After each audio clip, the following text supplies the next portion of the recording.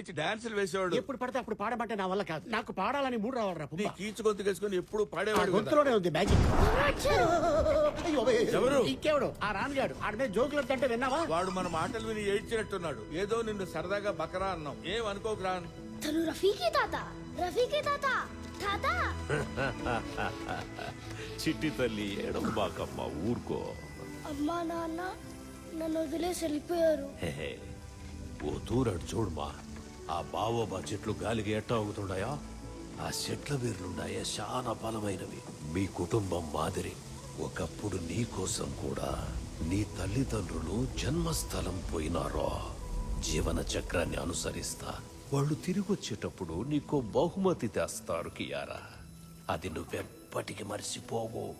అసలు ఏం చెప్పాడు వీడు? అర్థం కాకపోయినా వినడానికి బాగుంటాయి. అందుకే పెళ్లి గిల్లి లేకుండా అలా మిగిలిపోయాడు. ఈ తుఫాను వెళ్ళిపోతే చాలు.